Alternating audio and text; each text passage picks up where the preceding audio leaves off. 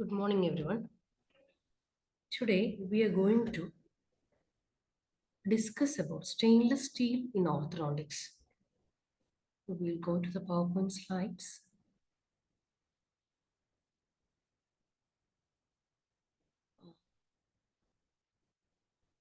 Let's go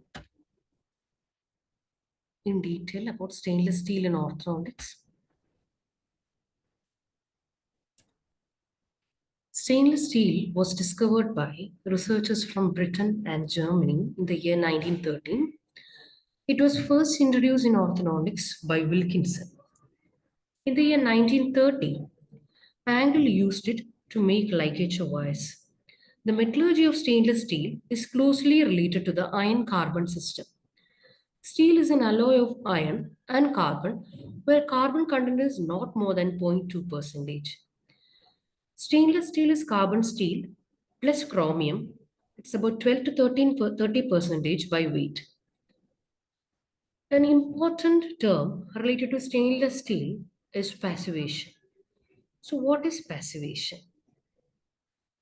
Chromium forms a thin, transparent, and adherent layer of chromium oxide, which provides a barrier and prevents corrosion of the underlying alloy.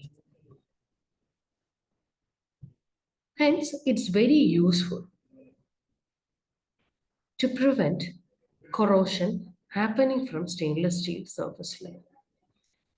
Main functions of constant metals, mainly chromium, is that it forms a thin, transparent, tough, impervious oxide layer of chromium oxide, and this forms a passivating film effect. This process increases hardness, tensile strength, and proportional limit. Nickel increases strength, increases tarnish, and corrosion resistance also. Cobalt, when added, increases tarnish and corrosion resistance and also decreases hardness. Manganese acts as a scavenger for manganese increases hardness during quenching process. Silicon is added to stainless steel as a deoxidizer and scavenger. It inhibits the precipitation of chromium carbide. There are different types of stainless steel. The first type we are discussing is ferritic stainless steel. This forms stable between room temperature and 912 degrees. Carbon has low solubility in this structure and the alloy cannot be hardened by heat treatment. Very little application in the industry. Next one is austenitic stainless steel, and this is the most corrosion resistant of all types of stainless steel. It is formed between 912 and 1394 degrees. It is also called as 18-8 stainless steel as it contains 18% chromium, 8% nickel, and 0.15% or 0.08% carbon. Austenite is preferable to ferritic because of greater ductility, ability to undergo more cold work without fracture, increased strength during cold working, and it readily overcomes sensitization. When austenite is allowed to cool slowly to room temperature, it forms iron carbide and ferrite. Carbide compound is called cementite, and the salt solution of ferrite along with cementite is called pearlite. Another type of stainless steel is martensitic stainless steel. When austenite form is cooled rapidly, that is quenched, it undergoes spontaneous transformation to a body-centered tetragon. That is highly coated and strained, resulting in a hard, strong, and brittle alloy. Martensite decomposes into ferrite and carbide. Decomposition is accelerated by appropriate heat treatment to reduce hardness, counterbalanced by increased toughness. This process is known as tempering. Increased strength and hardness, hence it's used for surgical and cutting instruments. It's the least corrosion resistant. we will discuss about annealing. Effects associated with cold working, such as strain hardening, low ductility, and distorted grains, are reversed by simple heating. This process is called as Annealing. the more severe the cold working, the more rapidly the effects can be reversed by annealing. Austenitic stainless steel are non-magnetic ferromagnetic qualities develop Only as a result of cold working. during fabrication due to formation of the Ferrite and martensite form. This magnetism is eliminated by a full anneal. The temperature of this transformation is termed the Curie temperature, which is around 700 degrees Celsius. Next, we'll discuss about sensitization or weld decay. Austenitic stainless steel loses its resistance to corrosion if it is heated between 400 to 900 degrees Celsius. Decrease in corrosion resistance is caused by precipitation of chromium iron carbide at grain boundaries.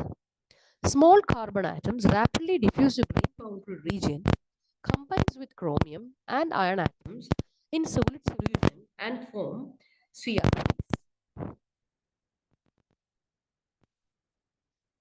Now we'll come to stabilization. This is a process by which carbon is made unavailable for the sensitizing reaction.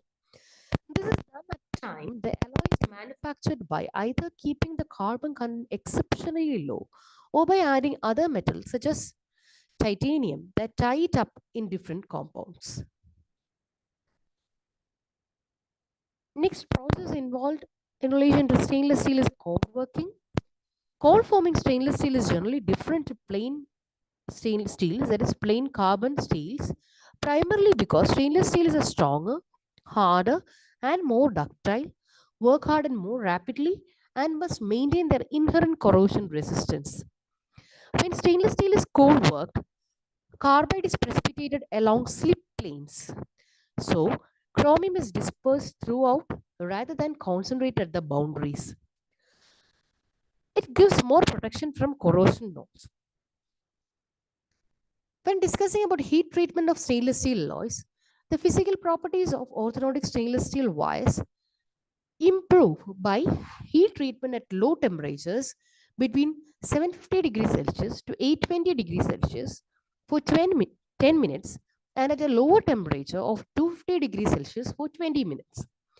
By heat treatment, residual stresses are removed. Characteristics of clinical relevance. First one is spring back. The extent to which the range recovers upon deactivation of an activated archware.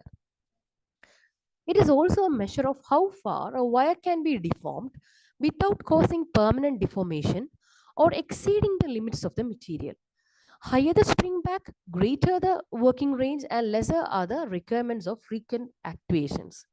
Stainless steel has a spring back lesser than nickel titanium or beta titanium. Coming to resilience, it is a capacity of a material to absorb energy when the material is elastically deformed. It is measured by the area under the stress strain curve. And stiffness is the amount of force required to produce a specific amount of deformation. Formability is that character of stainless steel, which means that high formability provides the ability to bend a wire into desired configuration, such as loops, and this prevents fracturing the wire. Biocompatibility includes resistance to corrosion and tissue tolerance mainly to elements that are incorporated in the wire. Environmental stability means the maintenance of desirable properties of the wire for an extended period of the time after manufacture. This ensures that a predictable behavior of the wire when in use when exposed to environment. The joinability refers to the ability to which auxiliaries to orthodontic wires by welding or soldering provides an additional advantage when incorporating modification to the appliance. Soldering is a process of joining two metals by the use of an intermediate alloy which has a lower melting point. Soldering temperature ranges from 620 to 665 degrees Celsius. Ideally, silver solders are used, alloy of silver, copper, zinc, to which tin and indium are added to lower the fusion temperature and improve solderability. The work is held 3 mm beyond the tip of the blue cone in the reducing zone of the plate. Flux aids in removing the oxide coating so as to increase the flow, and it dissolves any surface impurities.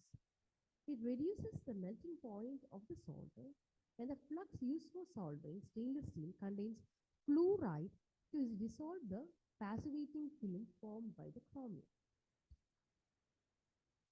Welding is a process of joining two or more metal pieces directly under pressure without introduction of an intermediary or a filler material.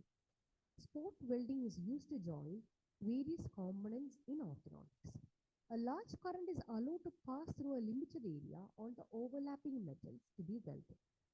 The resistance of the material to the flow of current produces intense localized heating and fusion of metals.